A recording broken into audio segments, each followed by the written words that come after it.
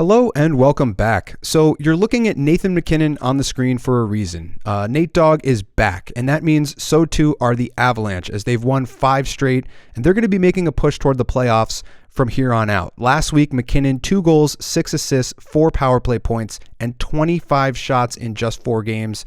So you're going to want exposure to him down the stretch. If you've been paying attention to the channel, I've been giving out Lehkonen for a couple weeks. I picked him up about 2 weeks ago, and since then he's been one of the best Avalanche players to own. Val Nichushkin has gotten back into the lineup. So there are different things happening in Colorado. We're not necessarily going to cover the Avalanche because they don't have the best schedule this week, but let's take a look at who may have the best schedule this week. Week 16 is a bit more normal, 50 games this week, and the off nights, as you can see highlighted in red, 4 games on Monday, 5 on Wednesday, 2 on Sunday. 6 teams play 4 times. You're looking at Boston, Buffalo, Columbus, Florida, the Islanders, and Toronto. 2 teams play twice, Oilers and Nashville, and that is impactful for me. I own Saros. I have McDavid, so I'm going to have to address my own goaltending this week and probably find a little bit of offensive punch to make up for the ridiculous numbers that McDavid gets. So if you're in the same boat, maybe if you have any waiver eligible guys on either of these 2 teams, they're probably droppable this week in a light week. But there are a number of teams who play 4 times, but not every schedule is created equal. And the best schedule this week is the Toronto Maple Leafs, who play all the off nights, Monday, Wednesday, Friday, Sunday. And they do have a couple of difficult opponents in there, but they should be able to give you some production in fantasy this week. So who can you look at from the Leafs for your waiver ads? Now, as we look at last week, Giordano had a nice week. 2 goals, 1 assist, 6 shots, 3 hits, and 6 blocks in 3 games. He's 17% owned, so he's likely available for you.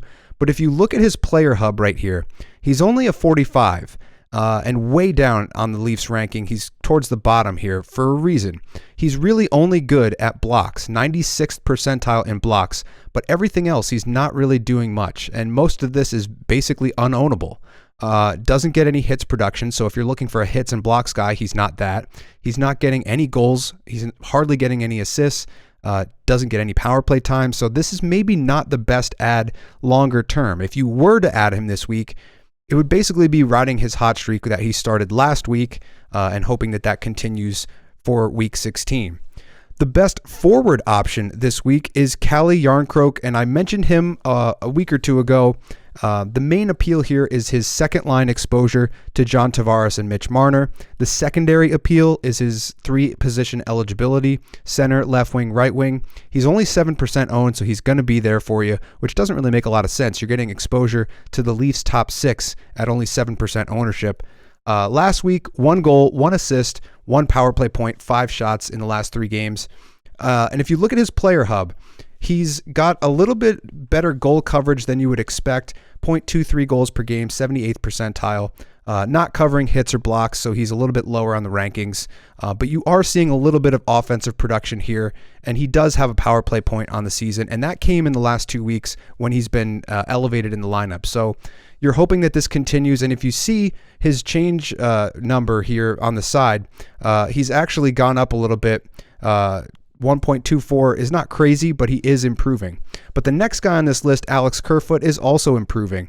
And they both had the exact same stats last week. They're both 3-position eligible, and Kerfoot's only 4% owned. If you look at Kerfoot's hub, there's really nothing here to write home about. Everything is in the mid-60s, and basically for me, in a 12-team league in fantasy, you want at least 70 percentile or better for anything that would even resemble a waiver ad. So this isn't really a guy that I'm going to be looking at, despite the fact that he's been improving and he's a 56 overall. For me, I look for mid-60s to low 70s as a floor for any 12-team ads that I'm going to make. So this doesn't necessarily meet that cut, but if you're in a deeper league, this is definitely an option. He's the 3rd-line center. He's going to give you some positional flexibility, and as I mentioned, 2 points, a power play point, and in his last 3 games. So he's been playing pretty well as Järnkrok. Between the 2 of them, I'd rather have Järnkrok for that exposure to Tavares and Marner. So that would be the guy I would look to. And in fact, I did stream Järnkrok in one of my leagues about a week ago. He did do pretty well in that particular week. Might have to go back to the well this week. But the best ad of the week, or the best ad going forward, may actually be Timothy Liljegren. only 3% owned. He's got 4 points in his last 8 games, a goal, 3 assists, a power play point, 12 shots, 22 hits, and 12 blocks in his last 8 games.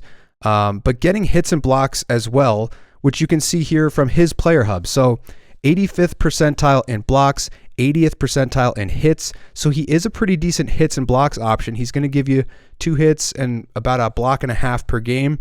And then you're starting to get a little bit of offensive production out of him as well.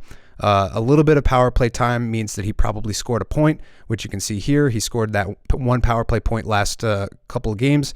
So he's starting to trend in the right direction. If you look at his change number, 8.34, so he's rocketing up the rankings. He used to be closer to the bottom of this. Anything below this is basically unownable. So he used to be down in this range. He's rocketed up and is now the second defenseman behind Sandin that you could actually own. There's pretty much everybody from Bunting above is not ownable in fantasy because of their 80-90% ownership levels. So he's starting to become like Sandin, one of these guys that's a fringe streaming option. At only 3% owned, if you're in a deeper league, that would be a guy I would look to if you need a defenseman. Now, back at the schedule, we see that I gave Columbus the second best schedule of the week as they play Monday, Wednesday, Friday, Saturday. And they do have some more goal-friendly opponents, though their power play is last in the league and their offense is third worst in the league. So if there was ever a time to try out some Blue Jackets, it would be one like this, where they have some teams that give up goals. If they see Markstrom, Campbell, and Martin in those first 3 matchups, there definitely could be some goals. So who can we target from Columbus to help you with your waiver ads this week? Before we start, first and foremost, Laine, only 79% owned. He's 98th percentile in shots, 93rd percentile in goals. He's at .40 goals per game. That's a 33-goal pace. And if you're in a position like I am where you're trying to replace Cole Caulfield or Max Pacioretty, this is a guy I would look at. I already own him, so I can't do that for myself. But if you need something like that, this is a guy who covers the exact same things as those 2 players. So that would be a guy, for whatever reason, he's only 79% owned. Maybe it's the injury history, but definitely take a look at Laine if he's available in your league. But he's probably not available for you in your league. And the hottest guy right now who may be available is Jack Roslovic. Now, I compiled all these stats before Saturday's games, so they might have changed a little bit. I tried to figure this out the best that I could because I did have a busy schedule this week. But in the last 4 games, 5 points, a goal, 4 assists. He has a point streak of 4 games. Again, that might have ended last night. I have to double check that. But he has been red hot as of late. So he's a guy that you could potentially look at as the hottest waiver ad at only 5% owned. But the most complete and usual suspect that you're going to want to add from the Columbus Blue Jackets is Boone Jenner. 31% owned. He's going to get you top line exposure and PP1 exposure. And he's the highest rated player on the Data Draft Player Hub. So here's the difference. Jack Roslovic is a 60, so he covers assists really well, 87th percentile. He's getting some power play production as well. The blocks are okay, and the shots are reasonable, but not great. Boone Jenner, he's covering everything really well. He's getting you 3 shots per game, which is something you really need to have if you're in a league that weights shots as 1 point or whatever. Goal production is still really good, 0.32 goals per game, so he's on pace for at least 25 goals. In an 82-game season because he did miss some time. But he does cover everything. 1.74 hits per game, 1 block per game. The power play production, as I mentioned, he's PP1 right now. So this is the best ad for the Columbus Blue Jackets in leagues with hits and blocks. Even in leagues without hits and blocks, you're still getting way better coverage over all the offensive production compared to a guy like Roslovic. So this is the first thing that you want to notice in terms of ads, because Jenner's only 31% owned, and he is a pretty significant player on the Data Draft Player Hub.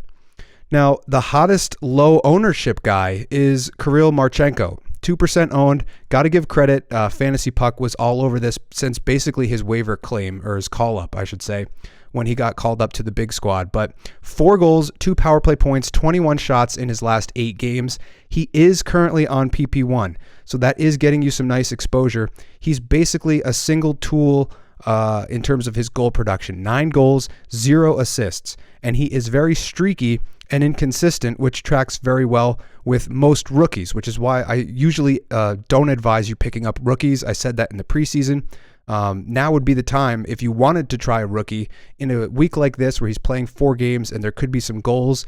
This would be a decent week to try it out, but it's not necessarily a longer-term play. Now, a longer-term play that you might want to keep your eye on is Adam Boqvist, 6% owned. He's a sneaky power play 1 quarterback defenseman. And if you're missing one of those for whatever reason, guys have been going in and out of the lineups. I've lost Zach Werenski and John Carlson. So if you're in the same boat, Boqvist might be the guy to look at. Now, it is worth mentioning, again, that Columbus is dead last in the league on the power play. But that was with the injuries to everyone who could have been a power play quarterback for that unit. Guys like Jenner were out. Guys like Laine were out. They've obviously been missing Werenski all season. They've had some different guys trying to fill that power play role. Marcus Bjork was filling in for a little bit. They've had all kinds of trouble trying to stay healthy. But now Boqvist is that guy on that power play. 4 assists, 12 shots in his last 6 games. So nothing crazy yet, but it's starting to come together for Boqvist. And as I mentioned in the preseason, he was basically a 17-goal pace defenseman for the last couple of seasons. 2 of the last 3 seasons, he's been on pace for 17 goals. So you don't see the goal production yet. I would assume that would start to come any day now, especially if he's getting that top pair minutes and the power play 1 duties. So that would be the longer-term hold. The sneakier play if you're looking for Adam Boqvist. The safest play is Boone Jenner, and then you have these other 2 hot options, Marchenko and Roslovic, both playing well as of late. One last look at the schedule, and we see the Isles down there with the same Monday, Wednesday, Friday, Saturday schedule, but a few more difficult opponents, and the Isles have been struggling lately, losing 8 of their last 10 games and not scoring a whole lot anymore. So what was a good offense in the first month or 2 has dried up. So how can we take any advantage from the Isles? And I got to admit, it is difficult. Over the past 2 weeks, the highest rated Islander is Scott Mayfield at Yahoo rank 124. And he's basically a hits and blocks guy who chipped in 3 points in 7 games. But there isn't a lot to mine in terms of fantasy here. Even Varlamov, who will start one of those back-to-back games against either Detroit or Vegas, he hasn't been good as of late. Only 2 starts in the last month and a sub 850 save percentage in each and 4 goals against in each. So not a lot going on in terms of the Islanders' potential fantasy usage. The best guy would potentially be Matt Martin. He's your standard hits specialist. He's usually not a ton of offense, but he did have 2 goals in his last 4 games and 29 hits. Incredible hits coverage. 29 hits in 4 games. Just mind-boggling. 2 10-hit games. I don't think I've ever seen that when looking at this data. 2 10-hit games, a 6-hit game, and the worst one was a 3-hit game where, he wasn't particularly effective, 1 shot, 3 hits, but the rest of the week, he probably would have carried your entire hits coverage if you needed that and you picked him up last week. 2% owned, so you probably didn't pick him up last week. But nonetheless, if you're in need of a hits guy for a 4-game week like this, and especially with the amount he's been hitting lately, I guess he's feeling healthy. I guess everything's working out for him. So this would be your hits target for the entire week. Probably the best hits option that you're going to have, despite the fact that he's only single position left wing eligible. But the best ad from the Isles is consistently J.G. Pageau. He covers a little bit of everything. Stats don't pop out at you that much. 3 assists, 8 shots, 5 hits, 5 blocks in the last 5 games. But there was a 3-game point streak in there. And when you look at his player hub, he is very highly rated, 77 overall. He covers a little bit of everything, kind of like Boone Jenner does. Jenner has 92nd or 3rd percentile in shots. For Pageau, it's hits, 2.7 hits per game. Really good coverage there. So he's a really good hits forward. He is a center, so he is basically, I own Vinny Trocheck, and I would like that a little bit more for his power play exposure. But Pageau gets you shorthanded points occasionally as well, and he is on the power play. He gets some power play production. So if you're in a league that weights shorthanded and power play points both, as well as hits, then he's a must-own for sure. And as I've mentioned a couple of times in the past, if you're in a face-off league, you probably already know about this guy, and he's owned up in your league because he is one of the top 5 or 10 face-off winners in the league. So definitely the best waiver option. The only real guy going right now, Brock Nelson, I believe, had a goal last night. He's got 2 in his last 4. Beauvillier had a couple of points in the past week, but really nothing going on Long Island. These would be the guys that would do anything for you on a regular basis for the Islanders. Now, the best of the rest, the other teams that play 4 times, obviously we've covered all the other teams, the Leafs, the Islanders, the Blue Jackets, but we've got the Bruins, the Sabres, and the Panthers. The best ad of all of them this week is undoubtedly Anton Lundell. So you're getting top line, left wing line assignment with Barkov and Sam Reinhart. He's getting second power play unit exposure, 3 goals, 2 assists, a power play point, 12 shots in his last 4 games. And if you look at his player hub, the shot totals are pretty good, 2.3 shots per game, getting some power play time in there. The hits aren't there. The blocks are okay, not great. But some of the offense is starting to come a little bit more lately as he's taken, usually he's the third line center. He's been bumped up when guys like Barkov have been out of the lineup, but now he's with Barkov on that top line. And anytime you're going to get exposure to Reinhart and Barkov, you definitely want to pick up a guy like that. He should be center left wing eligible at this point, so maybe that will change in the coming days, but he's currently just a center, 22% owned, so he might be there for you in almost any league size. And again, pretty good production, 5 points in his last 4 games. So as long as he's on that line, I would definitely look at Anton Lundell. One of the safer pickups all year long has been David Krejci. 6 assists, 5 shots, 5 blocks in the last 3 games. But if you look at his rating, 71 overall, and the reason being his power play points are really good, 0.25 power play points per game, 96th percentile in assists, which is why you see 6 assists in the last 3 games. The goal coverage is not bad. I mean, he is an assist guy, but he's still chipping in the odd goal here and there, and he's almost a point per game player. So if you're in a league that doesn't have hits or blocks, he becomes a lot more valuable. And even if you do have those categories, he's still 57th percentile in blocks, and you're still going to get him. Typically what I look for is a guy who's elite in at least 1 or 2 categories, and that definitely is the case with David Krejci. Point per game, assists per game, power play points per game, even goals is ownable. So he's a consistent waiver streaming option off of Boston. Anytime Boston has a nice week, I bring him up. But lately, Pavel Zacha has been getting it done as well. He's got 3 position eligibility, which makes him a little bit more flexible. And when you look at 3 goals, 2 assists, 5 points, 6 shots in his last 3 games, he's been getting it done lately. That's after he signed that nice 4-year contract. So things seem to be settling in for Zacha, who's finally starting to round his game out and become the player, the 6th overall pick that he was when the Devils drafted him all those years ago. Now he's starting to find that game. 86th percentile in assists. And again, if you compare that with Krejci, look at how much worse he is than David Krejci. And this is why I always say go back to Krejci, because even though he is pretty good in assists, his points per game is not bad at all. He's just lower in every single offensive category than David Krejci. So if Krejci's there, he's the ad. If you need the positional flexibility, or if you don't have the access to Krejci, Zacha is a nice secondary option, and he is hot. So 5 points in his last 3 games. Krejci 6 points in his last 3, but they're all assists. So, apples to oranges, a little bit different type of comparison, but either way, both decent options this week. The next best guy, Victor Olofsson, 10% owned. We've talked about it all year. He's just a goal scorer. 6 goals in his last 6 games, and 3 goals in his last week. So 3 goals in the last 3 games as well. So he's very consistent in goal scoring. And this is what you look for when you're looking at a specialty tool. He only really does 1 or 2 things. That's goal scoring, a little bit of shot volume, and every now and then it's a power play goal. But what you're looking for when you get a guy like this, he has to be 95th percentile or 90th in terms of one specific category. And that's what you get. That .43 is about a 34-35 goal pace over an 82 game season. So he's getting you not elite level, but really good level goal scoring production. And then the shot volume is not bad either, 2.25 shots per game. So Olofsson is one of those guys that's been picking it up lately. A couple of other guys have been falling back. Some of their younger guys, JJ Peterka has spent some time in the minors. Jack Quinn was sent to the minors a little bit. So that second line that was so effective with Dylan Cousins has kind of been shaken up. And one of the younger guys that's taken a hold of that opportunity in ice time has been Peyton Krebs.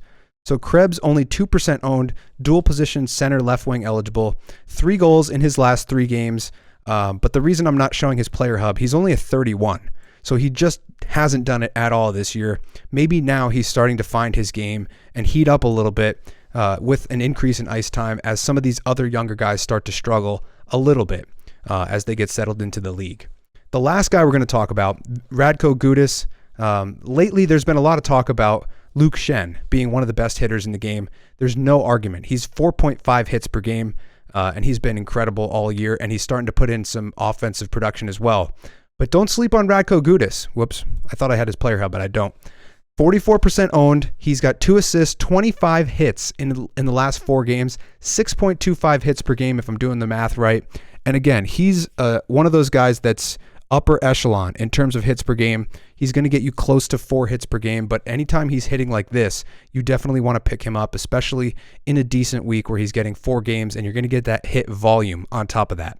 So these are some of the best streaming options for this week. Hopefully you guys didn't fall asleep during that. It was a bit long, but we do have a lot to cover, and I want to give you all the info that you need to make the best decisions that you need to make for your team. Speaking of that, this is one strategy you may want to employ this week. If you stream 1 or 2 guys for the first half of the week and then 1 or 2 guys for the second half of the week, you could potentially end up with 5 games played from 1 roster spot. So that's the play here. That's what I'm trying to highlight. The best front half schedule would be Buffalo. They do have Dallas. That is difficult. And if you tried to do it this way, you would stream a guy from Buffalo Monday and Tuesday, drop him, pick up one of the Canes on Wednesday for Wednesday, Friday, Sunday. And then you get the 5-game schedule out of 1 roster spot using 2 moves.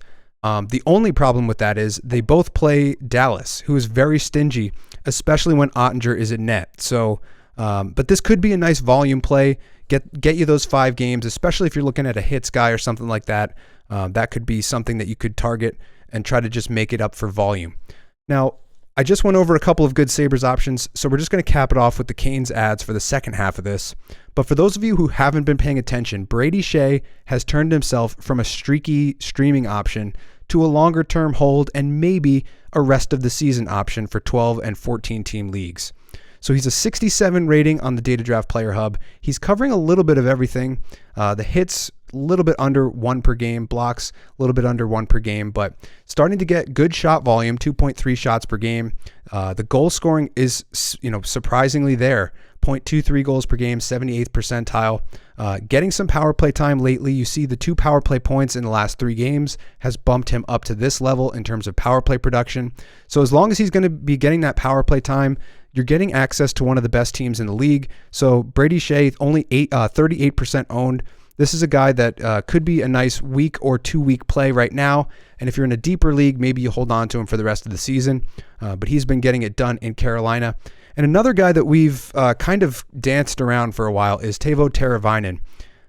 So he's 50% owned. Now, we've been waiting for him to come around for a while now. He missed time early in the season. He's come back, and he hasn't lit it up necessarily. The assists are good. The shots are decent. The power play production is okay, 0.17 power play points per game. But when you compare that to what he was in the past, so if you look at his 5-year average, his point per game was 0.83. He's down to 0.54, so he's pretty far from that. His power play points and assists were what you would own him for in the past. If you look at his power play points per game, it used to be 0.40, which is elite level. That's probably 85th percentile or better, and now it's about less than half of that. So does this mean there's room for improvement? Yes, definitely. He has room for improvement, especially he's going to get more of a look with Pacioretty being done for the season now. Pacioretty might have taken a spot from him on the power play, maybe not, who knows, but we'll never know because Pacioretty's done for the year, and maybe Teravainen starts to take that power play time and do something with it. But I would rather see, if you're looking for a guy with potential, I would rather see his ownership in the 10 to 20% range, not in the 50% range. So that may not be the play for me, but it could be the play for you if you're looking for a little bit of a buy low opportunity on a guy with a nice pedigree who's usually in the 0.9 point per game range and getting you a lot of power play production as well. Now, as we switch to the Week 16 goalie streams, We're not going to necessarily talk about the guys who are on a back-to-back type of situation, because there's a number of options that you can use that are starting to play better in different situations. So we'll go through them one by one.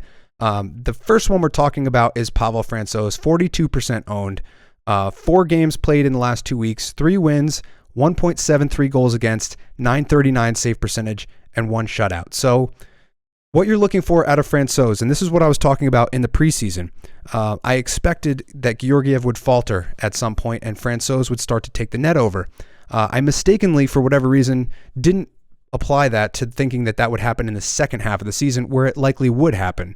Georgiev has never played more than 34 games in a single season, so we're at that point now where Georgiev has hit the most games he's ever played in a season, and they're going to start to spread time out to Francouz. So you're going to soak up some of that start volume from Francouz, and you're getting access to the Colorado Avalanche when they're starting to click, when they're getting healthier. Nichushkin just came back. Hopefully you're going to see Landeskog back in the next month or so. Lehkonen has been playing really well on the power play. You're starting to get McKinnon going. He's been the number one fantasy player in fantasy altogether in the last week. Rantanen has been on a tear the entire season. So now they're starting to heat up, and you get access to that through Pavel Francouz. He had an excellent week last week. He could probably continue that going this week, but he is a 1A, 1B situation. So keep that in mind if you're going that route. Now, the next guy we're talking about is Sam Montembeault, and I mentioned him last week. This is a guy who's very skilled, playing very well, and he's a number 1 goalie right now with Jake Allen out. 7 games played in the last 2 weeks, 4 wins, 2.56 goals against, and a 934 save percentage. Really good numbers. The problem is Montreal is a terrible defensive team, and they're getting worse. They're not necessarily getting worse defensively, but they just lost Cole Caulfield for the entire season. They're basically tanking for Bedard at this point, so this is a very, very risky goaltending option. It's 16% owned, so he is putting up good save percentage numbers. He's getting a couple of wins. He's a very skilled goaltender, and his goals save above expected is usually around 6, meaning he's in the top 15 or top 20 in the NHL in terms of goals saved above expected. So he does have that skill. It's just terrible team exposure, which is why I'm staying away from him at this point in time and probably for the rest of the season. But if you need it, he's been playing very well, and he is a number 1 right now. Now, similar to the Francouz-Georgiev debate, Grubauer has been playing a lot better. I was waiting on this since the preseason. I haven't confirmed that it's actually coming yet, but it's starting to look like he's getting back to form. So 3 games played in the last 2 weeks, 1 win, 195 goals against, and a 934 save percentage. So Grubauer is playing well, but the one problem here is Martin Jones is 8-1 in his last 9 starts, despite Jones's goals against and save percentage getting a little bit worse in the last 2 games or so. So you definitely do want access to Seattle Kraken. Even the goaltending, they're playing pretty well defensively. They're getting a ton of run support. So this is a good idea at only 11% ownership. But just keep in mind, Jones is still winning a ton of games. So they're likely going to give him a lot of the starts that they need to win. Grubauer, they're probably going to have to roll him out in specific spot start matchups that are favorable to him. They started him against Colorado. That would be the type of thing you'd look for going forward. But he's been, getting better and starting to become that goalie that had that pedigree where his save percentage career-wise has never been below 920. So other than last year, obviously he was the worst goalie in the league last year. So hopefully he's getting back to form, and you could potentially get out in front of it now. Similar type of situation, Daniel Vladar, 13% owned, and he's basically taking the net from Markstrom. If you read the stats here, 5 games, 4 wins, 2.30 goals against, 916 save percentage since December 28th. Now, the last couple weeks, Markstrom, 4 games played, 0 wins, 365 goals against, 876 save percentage. So the choice is clear right now. Calgary needs to start winning games in order to try to make that wild card position and keep their playoff hopes alive. And if they need those games, they're going to go to Vladar. They're not going to go to Markstrom, despite the pedigree that Markstrom has. He's just not been getting it done lately, and Vladar has. So this could get you exposure to Calgary if that's what you're into. Calgary in the preseason I thought would have one of the best defenses in the league. They're not bad at all, but they're not necessarily the best. But Vladar has been the better goaltender of the two lately, and he's available on the wire, whereas Markstrom probably isn't. Last but not least, Spencer Knight. sent down to the AHL probably for a short period of time. But he is waiver exempt, so they sent him down. They have Alex Lyon as the 1B right now. 2 games played, 2 wins, 2.55 goals against, 912 save percentage. Compare that with Bobrovsky. And Bobrovsky, last 6 games, 3 wins, 3.17 goals against, and a 904 save percentage. So this is a situation where if Florida can just get average goaltending, 910, 915 save percentage goaltending, they're going to start to chip away and get some wins under their belt. And Lyon is their best chance at doing that, despite the fact that they're paying one goaltender $10 million and another goaltender $3 or $4 million per year to get it done. They're going to a guy who's basically a minor league fringe guy, and he's been solidifying the goaltending for him. So go figure. But 7% owned, Alex Lyon, if you need it. He's probably not going to get a ton of starts because of Bobrovsky, but if he does start, that would be something I'd pay attention to day of and potentially add it if you need it. But this has been the goaltending streams for this week. And before we end the video, some people out there have been asking me to do this segment again where I show you how I'm performing. So here we go. Still undefeated in the face-off league. Still first place in the THHL, the money league that I'm in. Destroying the Portland River Cats, who drafted Vasilevsky in the first round in back-to-back years. Just another cautionary tale not to do that because he is in 12th, dead last. So, pretty favorable matchup. I do have to worry about the Toe Dragons. They're coming on and they're making a trade for Tage Thompson, and they were already stacked up front. So I do have to pay attention to that potential threat. I'm 4th in the Data Draft League. I will probably stay 4th despite this win. Likely hold there for now. But one thing I wanted to touch on, and this is this other league. I'm 7-7, so 500. Partially because I've been missing Evander Kane for a lot of time, but there are 2 other reasons for this, and there is a reason I wanted to talk about it. So, number 1, there's only 1 IR spot in this league. So if you have any injuries on any given week, you automatically lose, or you're forced to drop guys that you drafted in the top rounds just to gain some points. And number 2, you can't add players on the day of, like most leagues. Instead, you have to add them a day in advance. So there have been a number of times where I tried to add a guy on a Sunday and it just won't work, so I end up losing the week. So why does this matter? Am I being a little bitch? Yes, but if you look at the points, I'd be in 2nd place. The 7th place team would be in 3rd place, and the 8th place team would be in 4th. But because of the league settings, there's no real way to navigate the entire season with any skill or any knowledge to make you better. It all comes down to injury luck.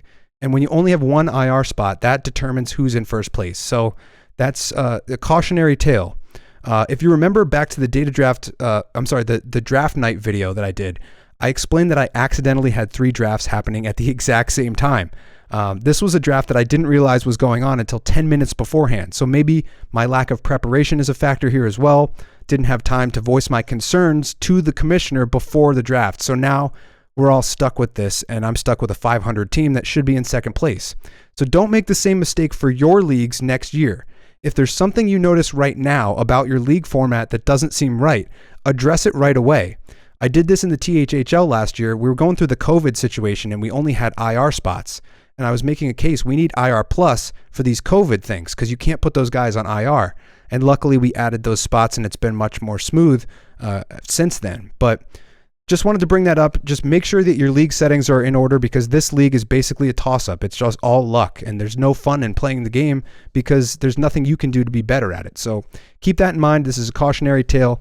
If there's anything about your league that you want to change, think about it now and push it to your commissioner before next season. Maybe try to address at the end of this season if you can before the playoffs.